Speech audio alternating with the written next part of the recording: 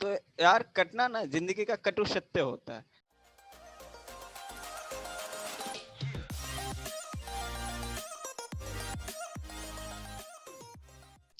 So what's up guys, मैं हूं अनुज और आज यार हम आपके लिए लाए हैं स्प्रिंकलर का इंटरव्यू एक्सपीरियंस। तो यार जिन लोगों को नहीं पता है तो स्प्रिंकलर इंटर्नशिप में सबसे ज्यादा स्टाइपेंड देने वाली कंपनीज में से एक है। पैसा ही पैसा होगा। आज हमारे साथ है कल्याण। सबसे पहले मैं कल्याण को थैंक्स बोलना चाहता हूँ कि उसने अपना टाइम निकाला और हमारे साथ अपना इंटरव्यू एक्सपीरियंस शेयर किया। तो हाय कल्याण। हाय अनुज, थैंक्स मेरे को इनवाइट करने के लिए। और सब बढ़िया हूँ। तो यार सबसे पहले शुरू करते हैं कल्याण के एक शॉर्ट बैकग्राउंड से। तो यार कल्याण थोड़ा अपने बारे में बता दे व्यूअर्स को। मैं थर्ड ईयर स्टूडेंट हूँ ट्रिपल आईटी इलाहाबाद में, आईटी का। और मैंने करीब 1 डेढ़ साल कॉम्पिटिटिव प्रोग्रामिंग करा था और उसके बाद 2 से ढाई मंथ सोलली प्रिपेयर करा था इंटरव्यू के लिए, लीड कोड जीएफजी और इंटरव्यू भी वगैरह से। तो यार कल्याण, जो स्प्रिंकलर है वो तुम्हारे यहाँ ऑन कैंपस आई थी या तूने ऑफ कैंपस अप्लाई किया था? मैंने ऑन कैंपस अप्लाई करा था। तो ये जो कंपनी है इसने कुछ सीजीपीए क्राइटेरिया वगैरह रखा था कैंपस में, और ऐसा कुछ था क्या कि पर्टिकुलर ब्रांचेस ही अलाउड है? हाँ हाँ, तो ब्रांच सिर्फ अलाउ था आईटी और सीजीपीए क्राइटेरिया 7 था। तो यार ये तो हो गया कि कैसे अप्लाई किया था। इसके बाद यार थोड़ा ये बता दे कि मतलब इसमें कितने राउंड्स थे? टोटल 4 राउंड्स थे इसमें। ठीक है, और मतलब कुछ बता सकता है कि ये चारों राउंड्स में तेरे से क्या क्या पूछा गया था? हाँ, जो पहला राउंड था वो कोडिंग राउंड था और 3 कोडिंग क्वेश्चंस थे। एंड आई एम श्योर कि वो मतलब कंप्लीट कॉम्पिटिटिव प्रोग्रामिंग कॉन्टेस्ट की ही तरह था। पहला क्वेश्चन इम्प्लीमेंटेशन पर था, सेकंड क्वेश्चन बाइनरी सर्च का यूज आया था, एंड थर्ड क्वेश्चन जो था वो टफ था थोड़ा, और उसमें डीपी और डाइक्सट्रा दोनों का यूज आया था। और करीब 200 से ज्यादा लोगों ने ये दिया था, कोडिंग राउंड दिया था, और 15 लोग शॉर्टलिस्ट हुए थे after first round, after coding round. उसके बाद 2 टेक्निकल राउंड हुए और लास्ट एचआर राउंड हुआ। एचआर राउंड को स्प्रिंकलर कल्चरल फिटमेंट राउंड कहती है। तो फर्स्ट टेक्निकल राउंड में मेरे से एक पजल पूछा गया और फिर 2 कोडिंग क्वेश्चन पूछे गए। फिर कोडिंग क्वेश्चन में एक कोडिंग क्वेश्चन बाइनरी सर्च पर ही था और दूसरा कोडिंग क्वेश्चन सॉर्टिंग पर था। तो दोनों कोडिंग क्वेश्चन को मैं इसमें इजी टू मीडियम डिफिकल्टी का बोलना चाहूंगा। और उसके बाद मेरा सेकंड टेक्निकल राउंड हुआ।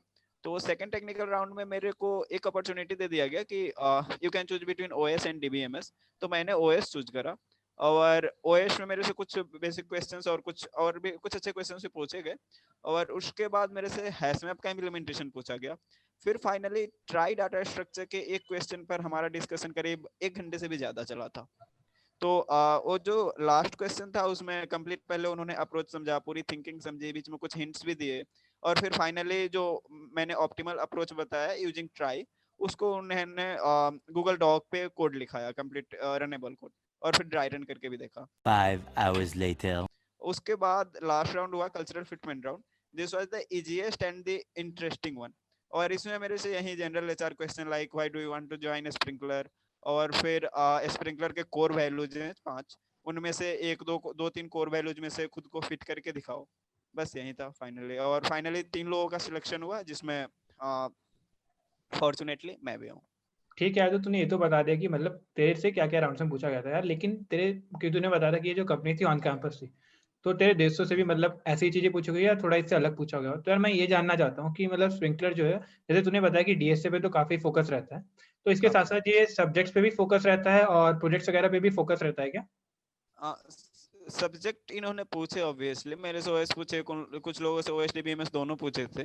तो बट मेरा सब्जेक्ट में कुछ बहुत अच्छा परफॉर्मेंस नहीं था, तो आई थिंक कि मेरा तो मतलब कंप्लीट बेस्ट हो गया डीएसए पर ही।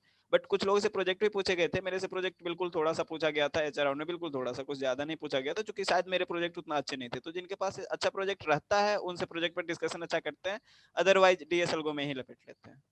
ठीक है यार, मतलब तूने इंटरव्यू निकाला और तुझे काफी अच्छा आइडिया है। तो मतलब अगर तू ऐसा बंदा है जिसे बिल्कुल भी आइडिया नहीं है, तूने डीएसए वगैरह कुछ नहीं कर रखा है, और तू स्प्रिंकलर जैसी हाँ, कंपनी को टारगेट करके उसे फोड़ना चाहता है, तो यार तू मतलब थोड़ा हाँ। बता दे कि कैसे हम प्रिपेयर कर सकते हैं ऐसी कंपनीज के लिए।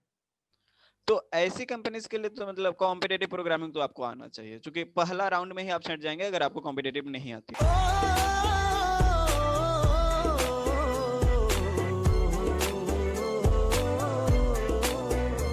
उसके बाद इंटरव्यू राउंड्स में आपका प्योर डीएसएल को मैटर करने वाला है और थोड़ा बहुत कॉम्पिटेटिव भी मैटर करेगा।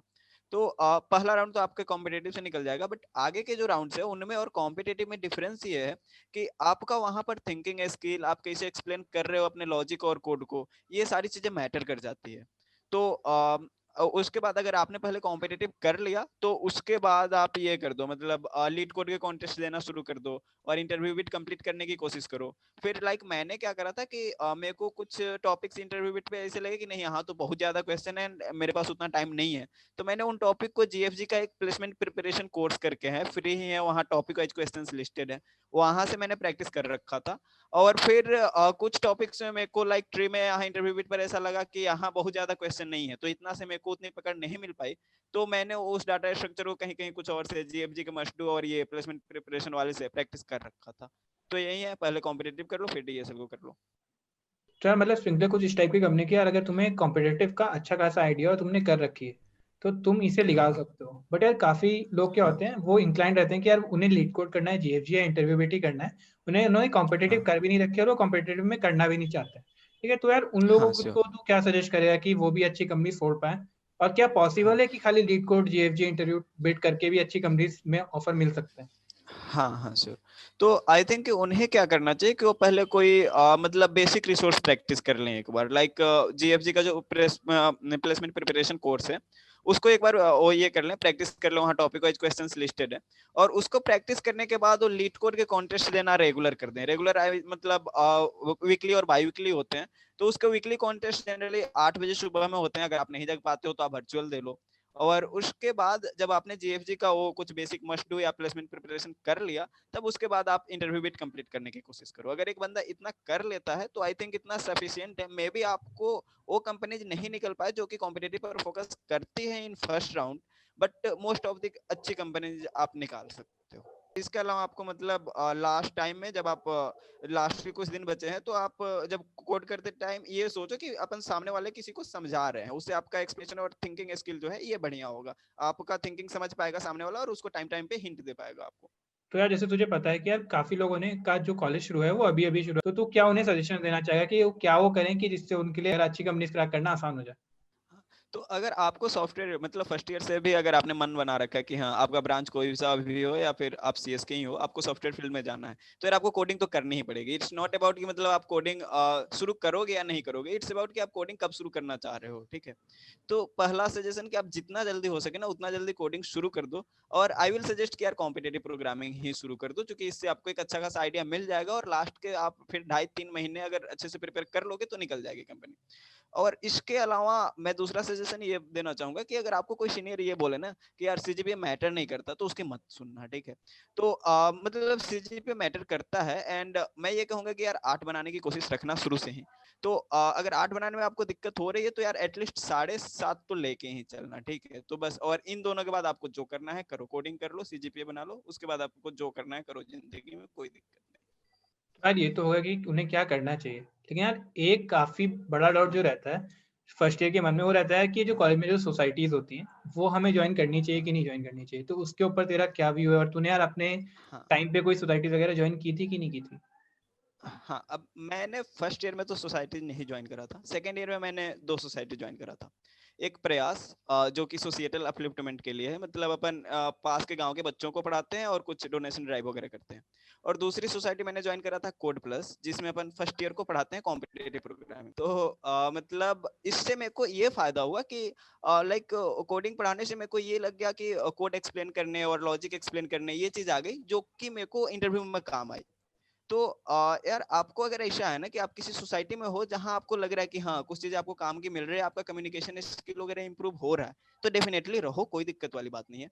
बट अगर आप किसी सोसाइटी में जबरदस्ती हो कि आपको कुछ सर्टिफिकेट्स मिल रहे हैं, कुछ पर्क्स मिल रहे हैं, तो यार मतलब सर्टिफिकेट वगैरह कोई नहीं देखने वाला, टू बी ऑनेस्ट।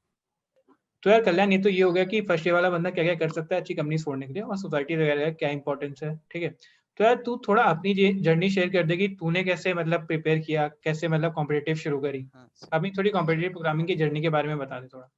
हाँ।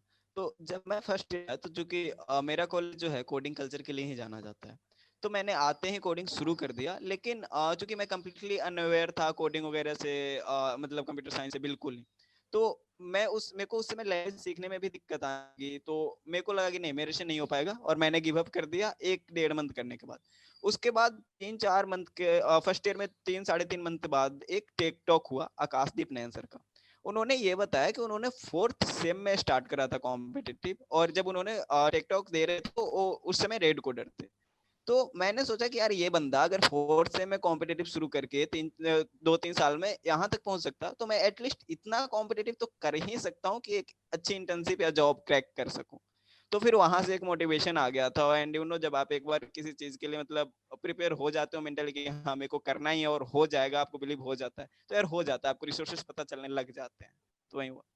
यार ये तो तूने अपनी कॉम्पिटिटिव प्रोग्रामिंग की जर्नी के बारे में बता दिया और काफ़ी मोटिवेटिंग स्टोरी थी कि कैसे तूने छोड़ दिया था, बीच में गिव अप कर दिया था, लेकिन तूने हार नहीं मानी और फिर भी ट्राई करते गया और एंड में तूने मतलब अच्छी कंपनी फोड़ ली। तो यार मतलब एक चीज़ जो मैंने काफ़ी देखी है इंटर्नशिप्स में भी और प्लेसमेंट्स में भी, वो ये है कि यार हम लोग इंटरव्यूज देते हैं या कंपनी के कोडिंग नोट्स देते हैं, लेकिन हम फेल हो जाते हैं और बार बार फेल होते हैं ना, तो लगता है कि शायद मैं इस चीज़ के लिए हूँ ही नहीं और मेरा होगा ही नहीं। तो मतलब ये आई गेस अगर तूने काफ़ी इंटरव्यूज दिए होंगे तो तुझे भी किसी ना किसी पॉइंट पे ऐसा लगा होगा। तो मतलब इन सब से मतलब कैसे तूने डील किया और कैसे कोई बंदा इन सब से डील कर सकता है?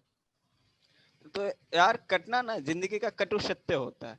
तो अब मतलब कंपनीज और कोई पर्सन एक ही तरह होते हैं, तो आप अगर किसी पर्सन से कट जाता है तो यार आप उसके पीछे देवदास का थोड़ी बन जाते हो। यार मूव ऑन करो, किसी और पर ट्राई करो। समुद्र में मछलियों की कमी का थोड़ी, यही है कंपनीज के लिए भी। समझ रहे हो आप? तो थैंक्स यार कल्याण कि तुमने अपना इंटरव्यू एक्सपीरियंस शेयर करा हमारे चैनल पे, और जो हमारे व्यूअर्स थे उन्हें स्प्रिंकलर के इंटर्नशिप प्रोसेस एज वेल कि कैसे प्रिपेयर कर सकते हैं अच्छी कंपनी फोड़ने के लिए, वो सब बताया। Thanks again Anuj for inviting me. और अगर आपको अभी भी कोई डाउट है तो आप कमेंट कर सकते हो। I will try my best to reply every comment. इसके अलावा आप मेरे को डीएम भी कर सकते हैं इंस्टा या लिंक्डइन पे। डिस्क्रिप्शन में आपको मेरे इंस्टा और लिंक्डइन प्रोफाइल का लिंक मिल जाएगा। Thank you. Thanks a lot for watching this video and I hope आपको ये वीडियो अच्छी लगी हो। तो यार नेक्स्ट वीडियो में मिलते हैं किसी और अच्छी कंपनी के इंटरव्यू एक्सपीरियंस के साथ। तब तक के लिए बाय बाय। खत्म। Bye bye, tata, goodbye, गया।